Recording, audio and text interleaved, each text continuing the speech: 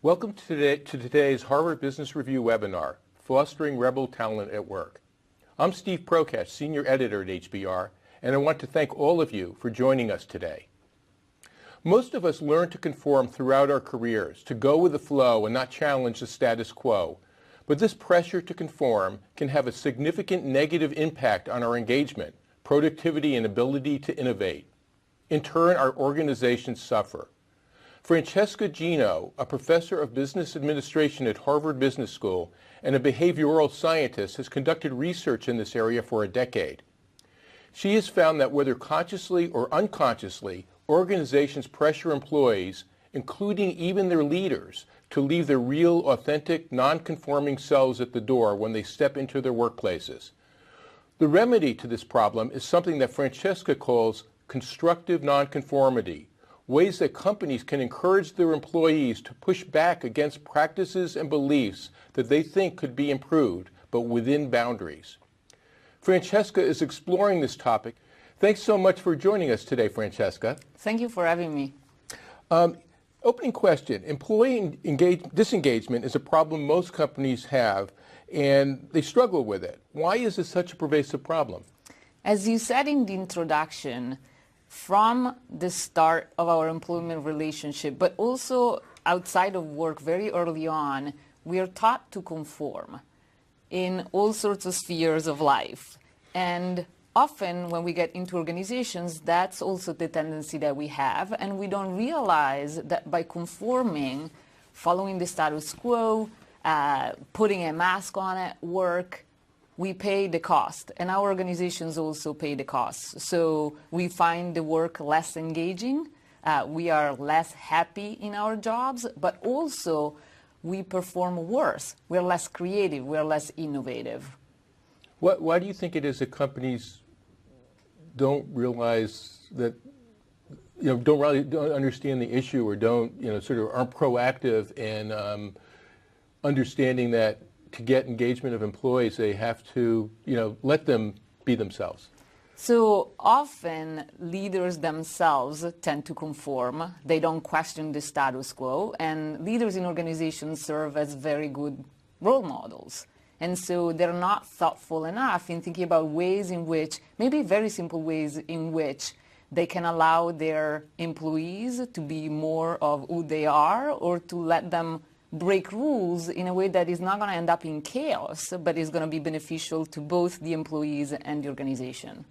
That's interesting, because you think if you're a leader, you could do whatever you want, or would feel comfortable to behave in any way that you wanted to. So why is it that leaders are such conformists themselves? Yeah, so again, I think the pressures are very high, and it takes, again, thoughtful deliberation on the part of leaders to realize that they could be more successful in what they do if they were to question the status quo or find their way of breaking rules. I'm going to give you an example. I have been fascinated by this topic for over a decade, and I try to look out into real organizations and look for leaders who tend to break rules or go against the current.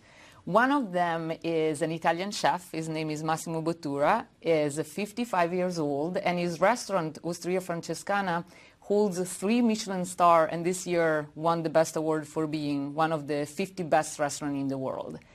And if you look at his story and the way he approaches work, he tried for years, actually since 1995 when he opened the restaurant, to think about ways in which you could come up with recipes that keep with traditions but question traditions.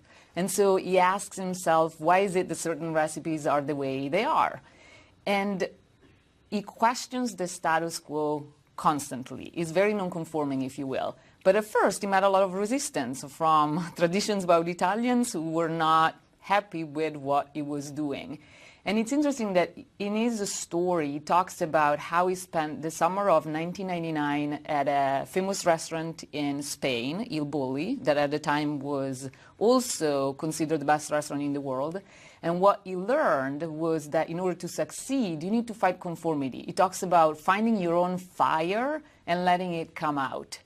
So I think it serves as a great role model, but it's difficult to fight conformity. And so a lot of times in leaders, we don't see that, but we see them just following and staying comfortable with just following what other leaders in their industry. Well, my guess is also a lot of leaders, especially in established companies, basically don't want to rock the boat during their careers, and that's a key to them making it to the top. So, I don't know, is it possible that you just sort of, by the time you make it to the top, you unconsciously have become a conformist? I think that that's very possible. And again, we tend to associate bad stuff, bad feelings, bad evaluations from others if we think about deviating from the common way of doing things. And so I think we expect that the reaction is going to be negative, and sometimes it is, but persisting and finding ways in which you can, in fact, be more of who you are, finding your own fire, in Butura's words, can be quite beneficial. Just so all of us understand what you mean by conformity, could you talk about all the ways that you see employees and their leaders conforming?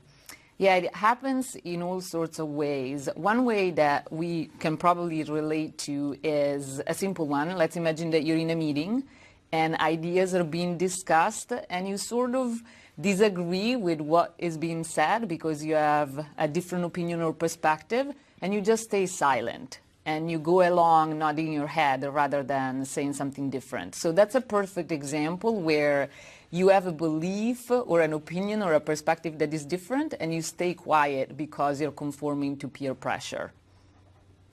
There's a question that someone watching us asked, which is interesting. Do you see conformity in, does it vary from industry to industry? Are there some industries where you see it, or is it basically that's something that cuts across all industries? I've seen it across all sorts of industries. If you think back to the example that I just gave you, that is an example that you often see in organizations from software to healthcare to consulting, where people are not voicing what they believe to be the right perspective or a different perspective because they're conforming. I've also looked at conformities right from the start of the employment relationship, and often it's messages that you're getting from the organizations from the start on ways in which you need to dress in a certain way, you need to speak in a certain way, you sort of have scripts to follow.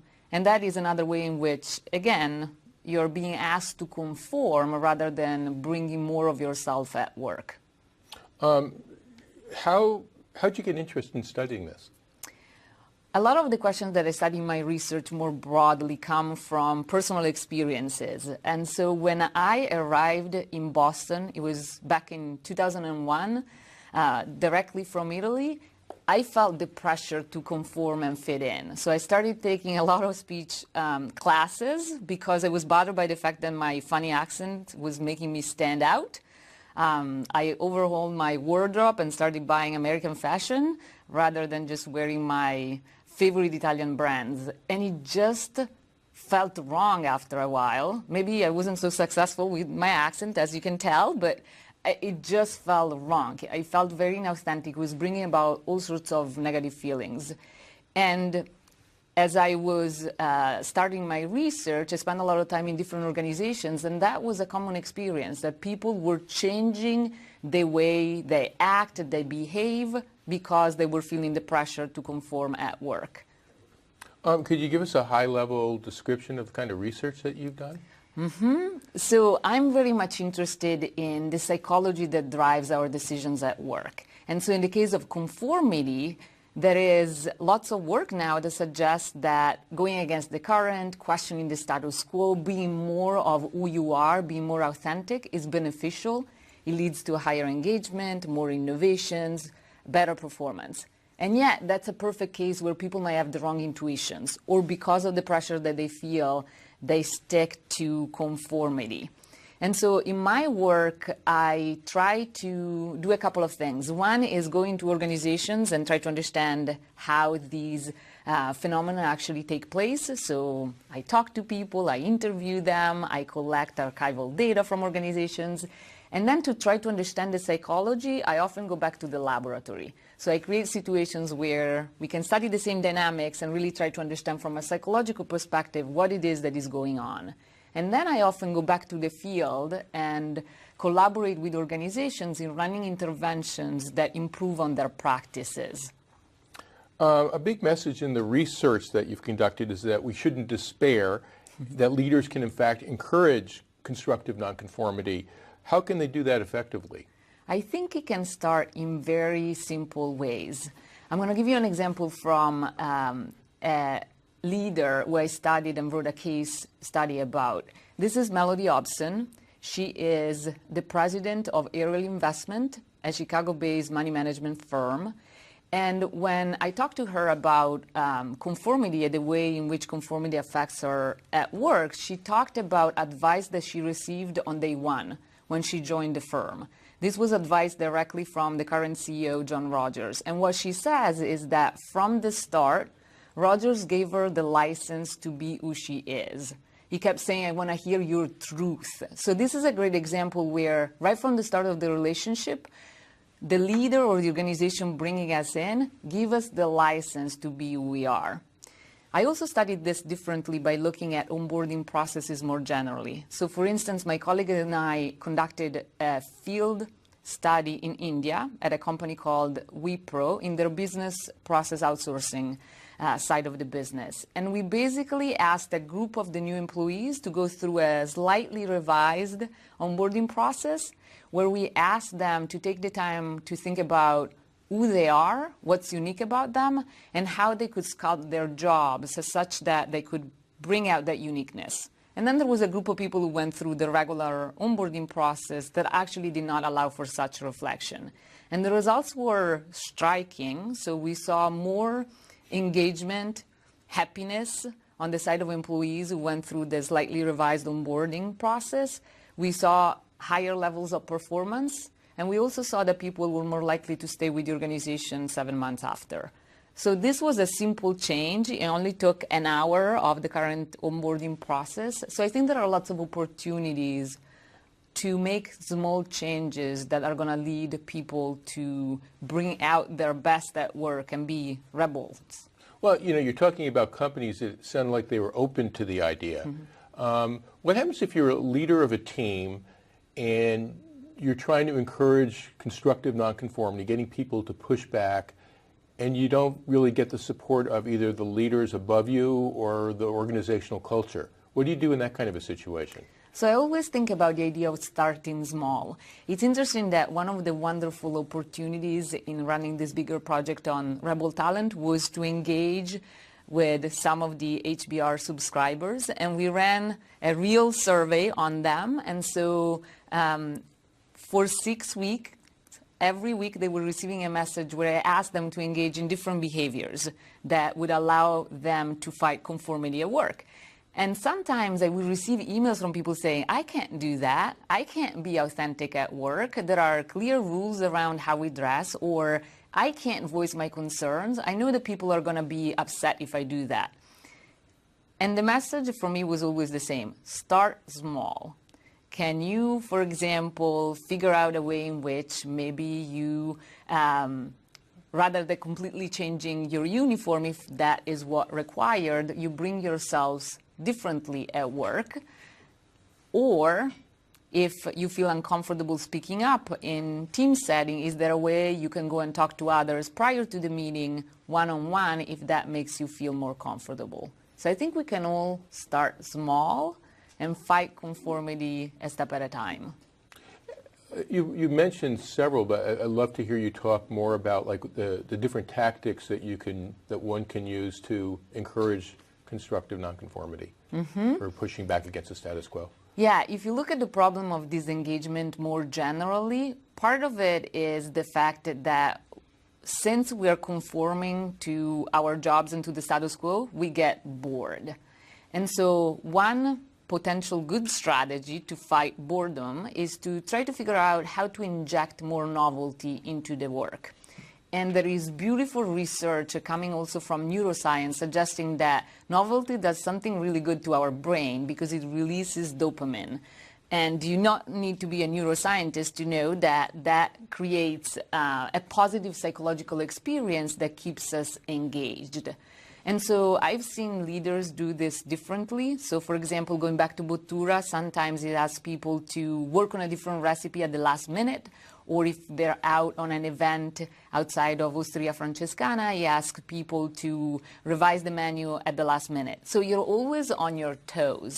But you can go into other type of businesses. I think there are ways to create small challenges such that people experience more novelty and a little bit of anxiety that is good stress at work. I know in some of your research you've even talked about companies that will put people through job rotations so that they remain fresh. Yeah, and it can take a very interesting path. So for example, at Sun Hydraulics, which is a company based in Florida, you can allow, people are actually allowed to explore other tasks, other jobs. So there is a beautiful story of a person in HR, in human resources, actually going and trying to understand what the engineers do when they work on the valves. And so she talks about the experience of really understanding their perspective, being in a role and being out of her comfort zone. So that's another way in which you can create challenges and make sure that people stay engaged. Do you find that there's a difference between men and women in terms of being more prone to conform or not? It's a very interesting question, one that I've been asked before. I have not explored it in detail in my research, so I went back to some of the data that I actually collected in this 6-week survey in collaboration with the Harvard Business Review, and we don't see any differences in the ability of people to go against the current. Another interesting issue is if you have a strong company culture that actually it's very successful, and I can think of some companies, especially in their earlier years, that that their culture has been very successful, but it's very distinctive. It's interesting because the downside of a very distinctive or defined culture is that actually it can leave little room for conformity. What do you do in a situation? What happens if you're in a company like that and you want to push nonconformity? It's interesting. I can think about my personal experience at work. So I work for Harvard Business School, and I'm a faculty there. And I remember my experience when I joined. And I felt as if I was surrounded by amazing colleagues, both in terms of the research that they do, but also in terms of their teaching. And I spent hours and hours just going and watching other people teach. And at first, it seems as if what I was trying to do is pick up on their goodness and try to imitate their way of teaching. And it was totally not successful. And again, after a while, I've learned that there are elements of learning in the ways other behaves, but what's my signature strength? And in what ways I can do the work that I do in a way that I can be who I am and bring out my own uniqueness, if you will. And that was very successful. So I think that is something that we can all do. I think it's true that in organizations where the culture is very strong or the organization is very successful, it feels as if going with conformity is the easy thing to do. But yet again, I think there is a lot of benefit to fight it and find ways in which we can break rules in a way that is beneficial. Here's a great question from someone in the audience.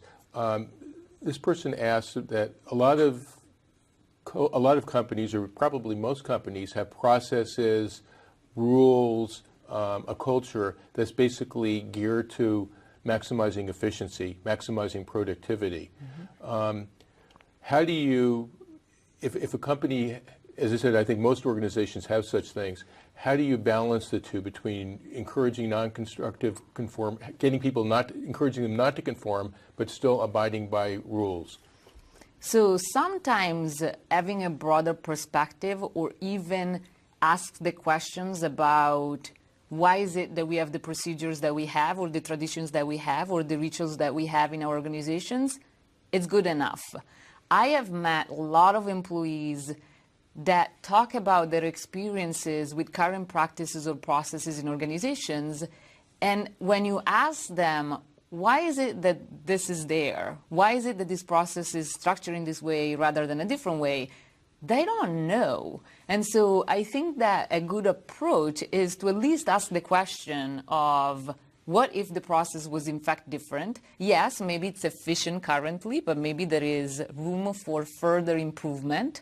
But just the questioning could lead to broadening up the perspective on whether there is in fact room for further improvement, or it's okay to keep the current process. So it's just about asking, I think. But also the reality is there are rules that have to be there, whether it's for regulatory purposes, it's to maintain quality. Yep. So how do you basically, again, given the sort of realistic limits, get people to be nonconformists?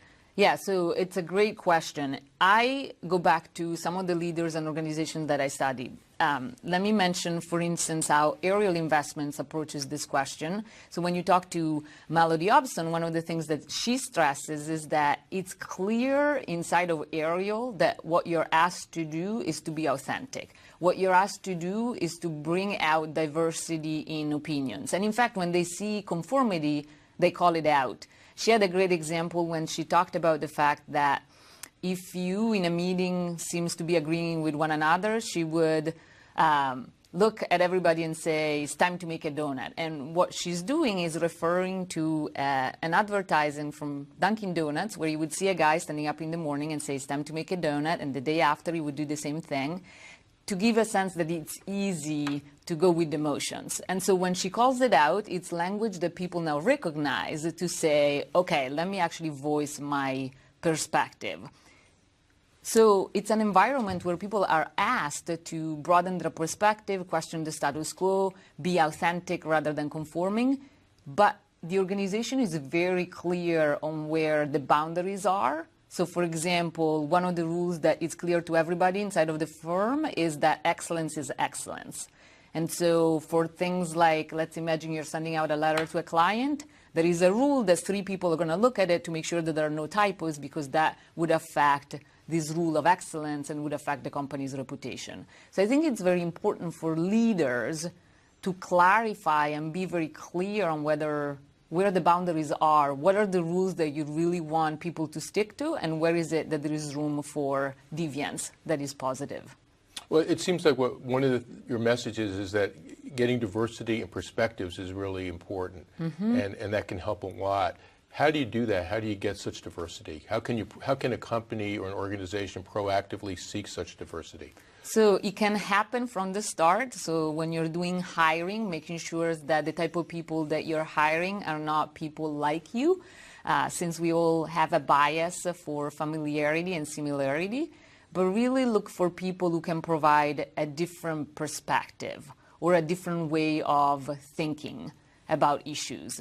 And then once they're in the organization, again, make sure that whenever you're in meetings, you're looking for those different perspectives, that you create an environment where different way of looking at the same problems are going to be voiced. So sometimes it's as easy as appointing a devil's advocate or using language that helps you realize that again, you're not hearing that diversity. What do you mean? What kind of language? So I go back again to Melody Hobson, since she has a very good example of that, where sometimes she would call out when people are agreeing too much with one another and there is lack of a diversity, or she would say, I'm the lonely one claiming that this is the right way of looking at this issue. And so she's basically giving people the license, or she's serving as a role model to suggest that it's okay to have a different opinion and that it actually enhances the discussions rather than making things worse. And it sounds like it's suggesting that basically I'm not giving you the answer, that I'm actually looking to you to contribute answers, or at least to contribute to the group coming to a common answer. Exactly. Are there other examples of companies that have done that sort of thing? So, yes, if I think about where diversity might come from, sometimes it comes from the fact that I had the opportunity of understanding other people's roles or jobs in the organization. So, for instance, there is a really interesting company based here in Boston, but they're also elsewhere in the United States. They're called Be Good. John Olinto is one of the founder, and when I had the chance to interview him, he talked about how when new people join the company, they start by taking on every single role. So for example, this is a fast food chain restaurant that thinks about healthy food. And if you were to join, you would be at the grill, you would be at every single station. You would try out what it means to be a cashier, and that gives you perspective such that next time we are in a discussion, I can look at the same issues from different points of view. So that's another interesting way of making sure that people have a broad perspective for the issues that are being discussed.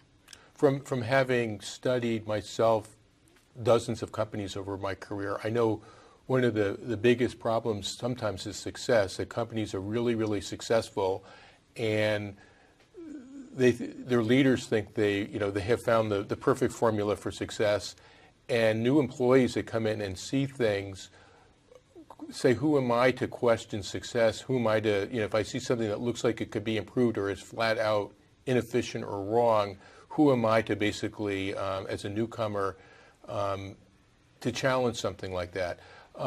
As we have discussed in the past, I know that that Pixar is a great example of a company who's got a leader who realizes that Pixar's had one box office smash hit after another, and one of Ed Catmull, the president of Pixar, one of his biggest concerns is that everyone will think that we're perfect and nothing is broken, and they will only discover after it's too late that there are big problems lurking. So, and it's interesting. So, how do you?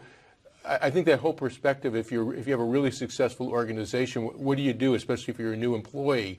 Yeah. And how can a leader basically get people to not be in awe of the institution they've just joined? Yeah, his behavior was very interesting to me, and in fact, he actually motivated a project around this question. So we created small organizations in our laboratory, and what we were trying to understand is, if you have a different speech from the leader of the organization as you start, and one of the speeches that we had was similar to what Ed Catmull did, talking about the fact that there are imperfections in the business, that we in fact fail, that often what we do can be improved, versus you just talk about great successes.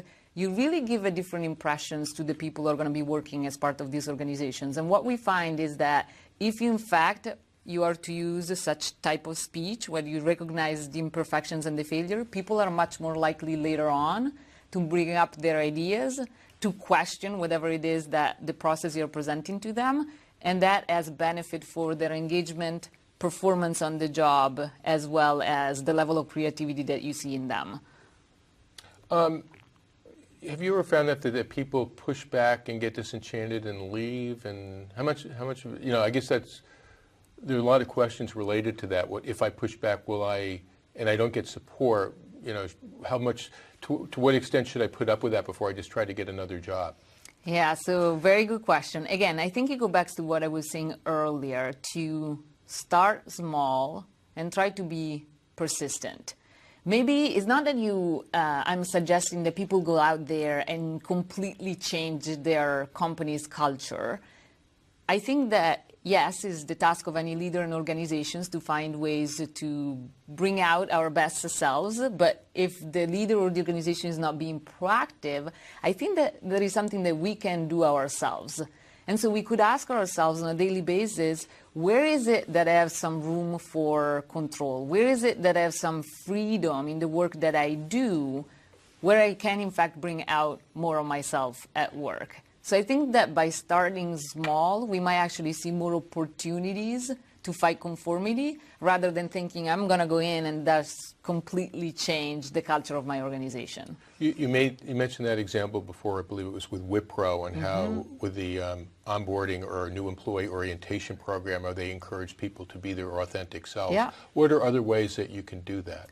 There are some, by the way, beautiful examples also from the airline industry. So Southwest is very much known for allowing people to be who they are. So I'm often on flights where I'm hearing all the things that I need to hear about safety, but the way the rules and the procedures are talked about from the individuals differ. Some people joke when delivering the safety instructions, some people sing them out, and it just makes the experience that you have as an employee different. You know, a lot of the sort of remedies that you're discussing seem like small, practical things, but are they scalable, or does it not matter if they're scaled or not? Yeah, so you can look at businesses, some of the businesses that I studied, and say, yes, but these are small organizations. What happens if you go into very big organizations where maybe there is more of a hierarchy even, or where the culture is stronger? Can you actually use this? And my answer is yes.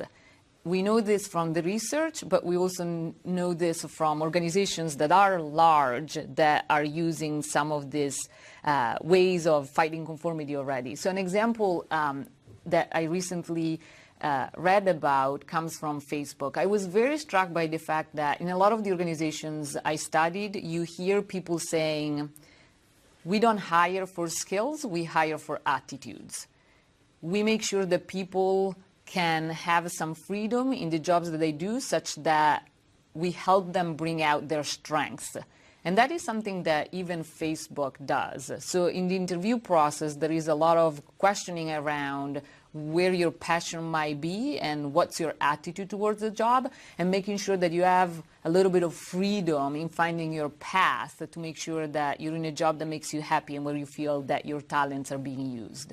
You know, you often hear people talking about that sort of everybody likes to complain about their job, but to be an optimist and maybe a little bit, starry-eyed, isn't it true that a lot of jobs actually give you more leeway in defining the job the way you want to do it, or defining some aspect of the job that lets you be your authentic self and express yourself? I mean, in other words, I'm sort of defending that jobs in general aren't as bad as a lot of people paint them out to be. Exactly. And one of the hopes is that this article is going to make people reflect on those opportunities a little bit more constructively.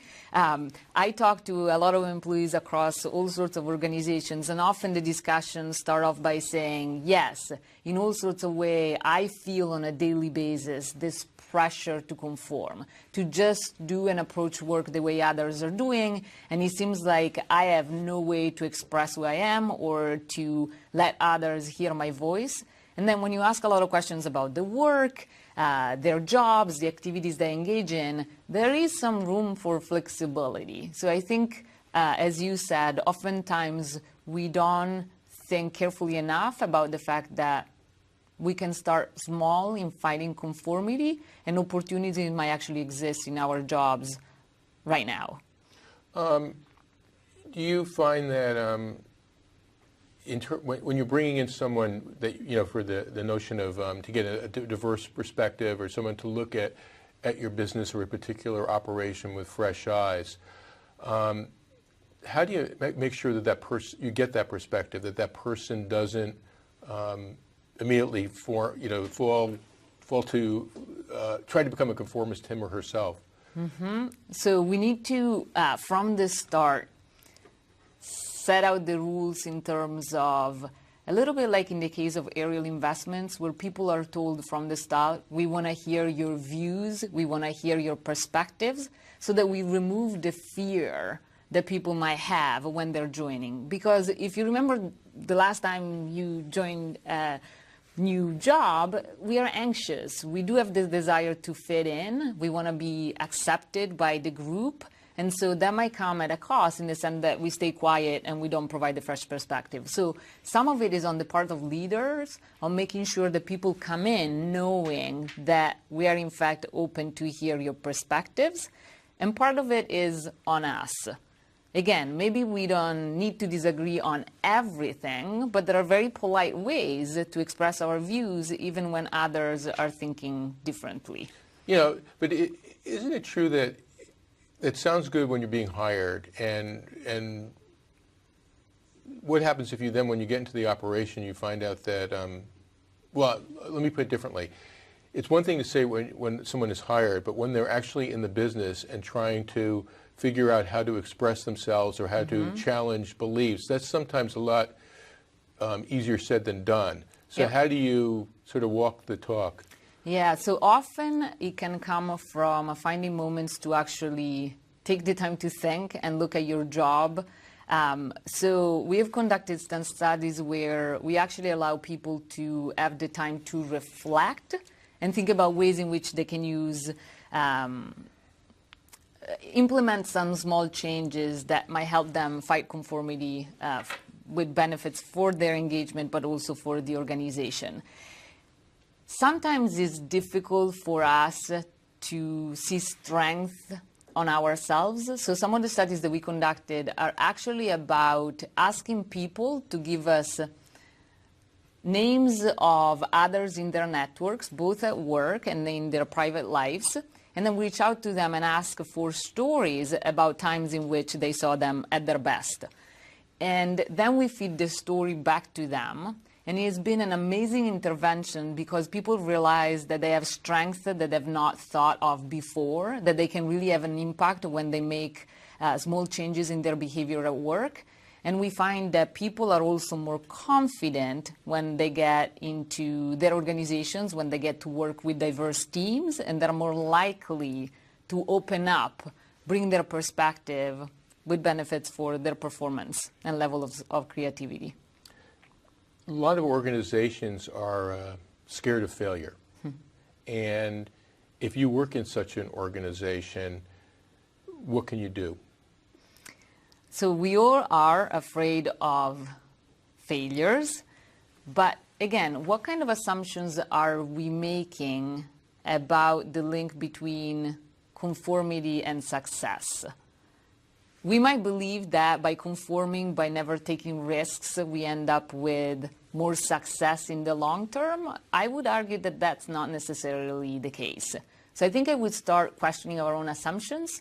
Again, in the small, are there ways in which we can adopt some of the strategies that we discussed, such that maybe we're being a little bit more risky, but we're also being better performance, more engaging in our jobs, and in the long term, better innovators? Another great question from the audience. How can a large organization build in accountability for leaders to foster constructive nonconformity? Or is that looking for a rule for something that isn't subject to a rule? I wonder, so this is an interesting question. In other words, can you mandate constructive nonconformity? I hope that in the future we're going to see more of that. It is interesting because there are some organizations that I studied that seem to strike the right balance between conformity and nonconformity. One of them is Morningstar. They're based in California, and they're strange organizations because they basically decided to get rid of management. But there is, from the start, a way for people to go in and feel that they can be who they are. So for example, when you join, you're asked to write your own self-mission. And what is interesting is that one of the mechanisms that they have to make sure that conformity doesn't happen at the same time that you don't end up in complete chaos is that there is peer accountability. So your peers are the ones saying, look, in your mission you wanted to do this, it's not happening, you need to realign your behavior. And they're one of the organizations that I studied where you see a lot of process improvements, a lot of innovations actually happening because people feel ownership of their work. So that might be a situations where the mandate is there from the start because of the structures and systems that the organizations put in place. So what you're talking about is a way to make a leader, quote, accountable for promoting nonconformity is actually the culture and maybe even organizational design. Mm-hmm. Are there other aspects of either that you can think of that illustrate this?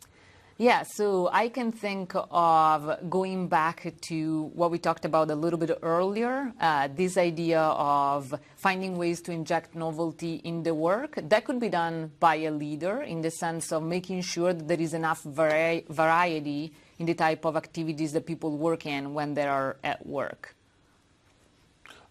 Here's another great question.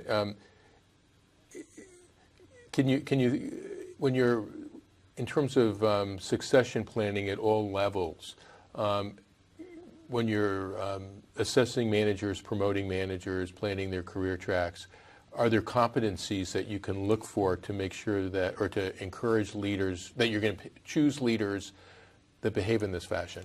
This is something that Egon Zehnder thought a lot of and about. So there are What's Egon Zehnder? So they're a firm that does a lot of searches. So let's imagine that you're looking for the next CEO or the next CFO. You would go to them and they would help you figure out who's the right person, both internally but externally, for the position.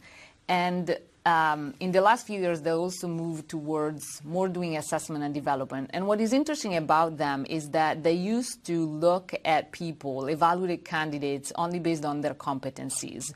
But now they introduced a new model that they call potential. And one of the features and dimensions of the model that is really, they call it the turbocharger, is curiosity. Curiosity is wonderful. I ended up, again, thanks to being inspired by what they were doing, I ended up doing some research on curiosity.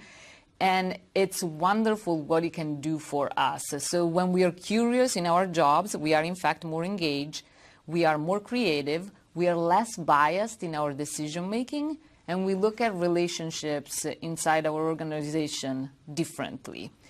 And what is interesting is that it's not that you're born curious versus not. Yes, you are born curious or not, but curiosity can also be fostered and developed by organization. So I think there is a lot of potential in terms of looking at what leaders and organizations could do to make sure that people bring out curiosity rather than having it shut down. So they've actually developed an assessment to determine or gauge someone's capacity to be curious? Yeah. Could you talk a little bit about that? That sounds fascinating. Yeah, so they developed an assessment and they also developed a lot of questions that they use in their interviewing. And what you're really trying to discover is whether people have a little bit of a really strong desire to find out about how to solve problems or interests that can be wide. And it's not just about a thirst for learning. It's more than that, that you can't stand still unless you find out the answers to your question. That is what curiosity is all about. So they have some good questions that get at that as well as an assessment. What happens if you just find like that you have absolutely no room to push back in your own organization, and you work for a very rigid organization that basically it's my way or the highway. What do you do in that kind of a situation? I am going to just make a sincere offer for people that are listening of saying, just write me a note. I'm going to ask you to reread the article that we wrote very carefully. But again, start small. Is there something that you can do in simple ways at work that could help you? Again, let's go back to authenticity. That's on you, not on it's also on your organizations to provide more opportunities for you to be authentic, but it's also on you to try to figure out ways in which you arrive at work and not necessarily put a mask on. If we look at authenticity, the research is incredibly clear. We've done a lot of studies on it and created situations where we make people feel authentic or inauthentic. And what we find is that authenticity brings about all sorts of good feelings. When it's time where you need to have the courage, but also the confidence of persisting through challenges, authenticity allows you to do just that. And authenticity also results in your ability to voice your ideas with more confidence. And it also allows you to perform better. One of the contexts was actually looking at entrepreneurs pitching their venture ideas in a pitch competition held here in the United States at a private university.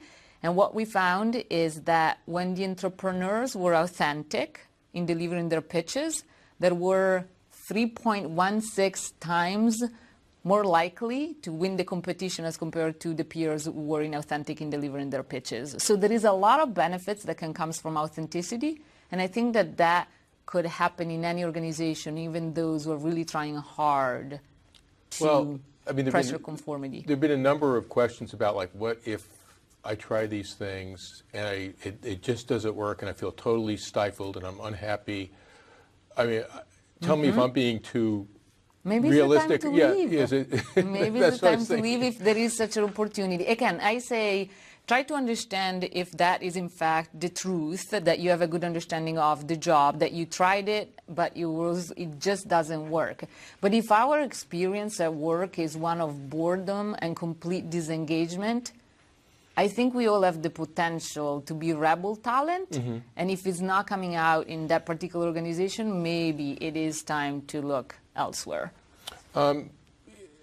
I guess another question, another dimension of that is how you basically frame your suggestion that something be improved or changed. There were several people worried in the audience that are worried that they will be perceived to be troublemakers if they push back against things. Could you talk a little bit about that, about how to actually go about this? Yes, I also want to address the assumption, the fact that we believe that if we're going to voice something that is different, that we're going to say something in a group meeting that is contrary to the belief of others, then necessarily the outcome is a bad evaluation of ourselves. We actually did research around this, and that's not necessarily true. If the ideas are good ones, the other side, the group, the leader, actually appreciates them. So one thing that I would say is actually maybe we should question the assumption to start with. But also there are different ways in which we can deliver our different opinion. We don't have to be combative.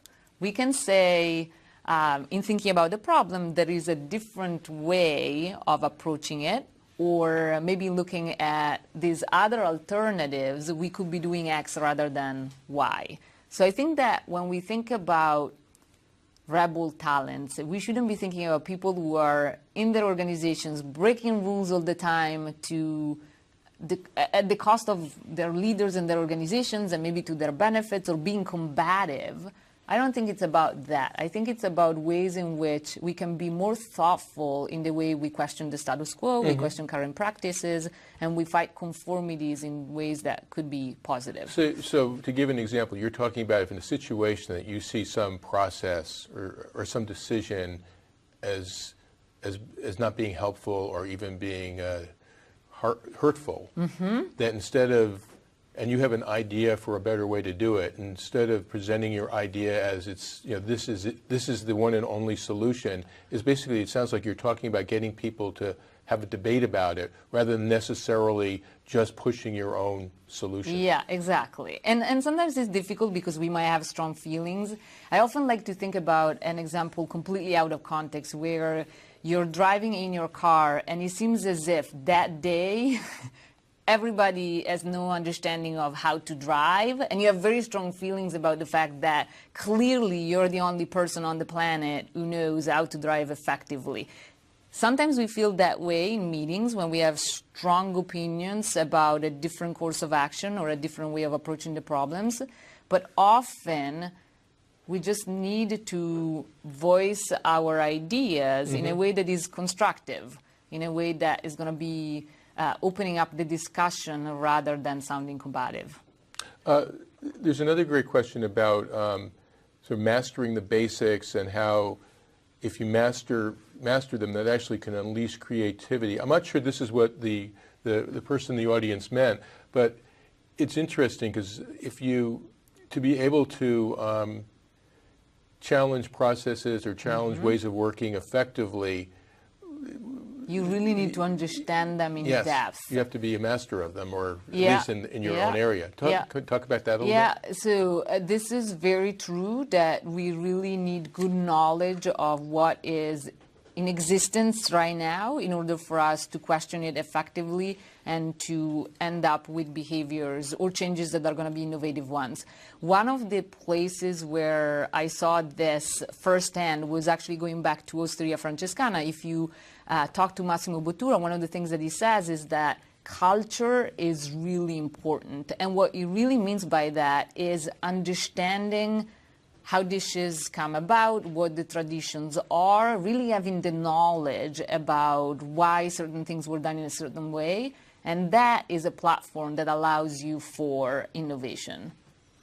You also talked a little bit about authenticity, which seemed to strike a chord with a lot of people in the audience, and the notion that perhaps that to be a really successful leader, you have to be authentic yourself. Do you find that's the case? Yes, I think that's the case, and that might mean putting yourself out there and showing vulnerability. So if there were mistakes, we talk openly about them. What we find in our research is that when people, for instance, talk about their flaws, when leaders talk about their flaws or their mistakes, there is a different level for appreciation for them, different commitment from their employees, because we experience them to be more authentic. And so I think it's quite important for leaders to be the first one showing authenticity, making sure that people feel the license to be a little bit more of who they are at work. So have you actually seen or heard of leaders who actually behave in this fashion?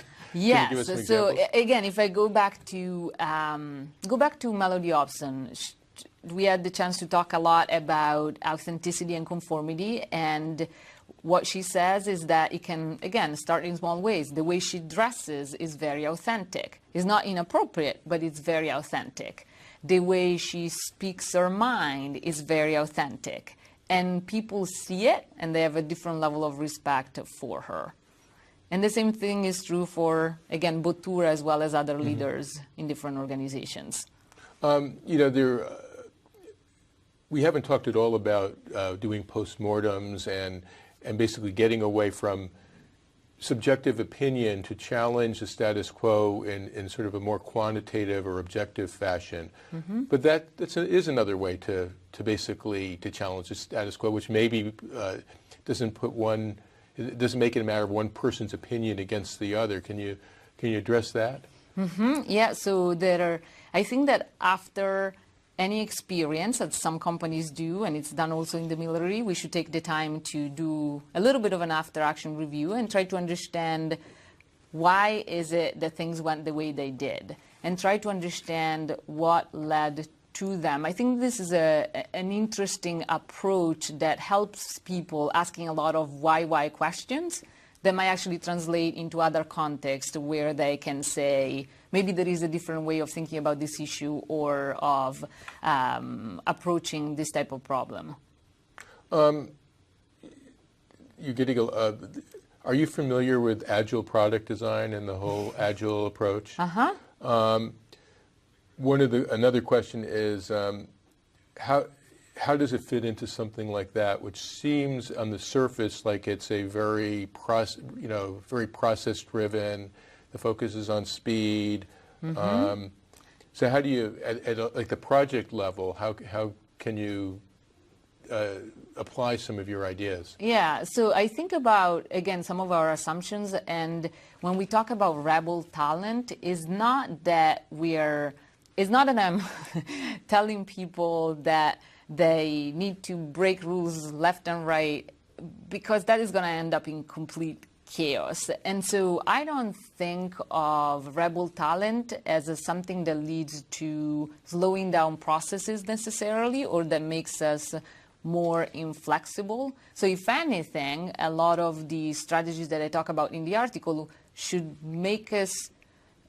put us in a better position to be agile in the sense of responding to information in the market, because again, you're asking a lot of questions about what is happening. It's a different type of mindset. Well also, I think I was just thinking about this quickly. Some of the approaches that have been received a lot of attention in recent years, like the Agile approach and also like the Toyota production system, which on one level, they're focused on doing things faster and being more efficient. But it's my impression that they actually are a big reason why they've been successful is because they actually have empowered people. So it's actually giving people more room to be authentic, to express, to push back and point out things that are problems and offer solutions. Exactly. You're pointing to a great example where there is ownership, where people feel they have the expertise to solve problems when they encounter them. And these are sorts of ways in which, again, you can think differently about being deviant at work in a way that is beneficial. Some other questions involve basically how do you strike this balance between fostering rebel talent and while discouraging combative behavior? How you strike that kind of a balance? There is something very peculiar that tends to happen when you're put in situations where you are encouraged to think on your own feet, own problems, and fight conformity. I can give you a personal example. When I was working on the case on Osteria Francescana, the people there told me that if I really were to understand the business, I had to spend some time in the organization. And so I showed up, and I was supposed to spend a day in the kitchen and a day actually in the front of the house. And I thought I would be sort of an anthropologist trying to watch what people were doing. And instead, I was on the staff. For an entire day, from 8:30 in the morning to 2 a.m., I was actually behaving as a person in the staff. I felt as if I was thrown into a washing machine. But it was amazing to see how that served as an example to the other employees that is what we do in these organizations, that we can take risks. I had some experience being a waitress, but I'm a professor, and so I had no clue often about what I was doing when I was serving, and yet people came together, they helped me, they find ways in which I could find my own individuality in trying to solve problems when they emerged. So I think that there is a lot of opportunity for leaders to actually be role models, again, in simple ways, and show that it's okay to take risks in a way that allow the organization and you as an employee to fight conformity. So I would think that this would be, coaching would individual coaching of people on your team would actually be very helpful. Yep. Because I think if people don't understand the difference between being combative and constructive, or they're the way they're expressing their suggestions are seen as combative, that actually, not to put everything in managers' laps, but that actually is something that a leader should be doing, is helping people understand how they can push back, but do so in a constructive, non-threatening way. Exactly. My hope is that all the people that are listening are actually going to check out the work that we've done as part of this project. I think there are lots of good ideas in the article, thanks to you. Worked so hard in helping me shape the ideas. And again, the major point is about find ways to start small and see what kind of differences this way of thinking about work can do for you. We're almost out of time, so are there any other final thoughts that you have about how people can take the first steps? Or So I think that starting from authenticity can be a very good way to start, finding ways in which you can be more of yourself at work. And if you have ideas of how this approach is working out, I'll be super happy to hear about it. Well, I'm afraid we're out of time. Francesca, this has been a great presentation. Have a great day, and thank you again for joining us today. Thank you.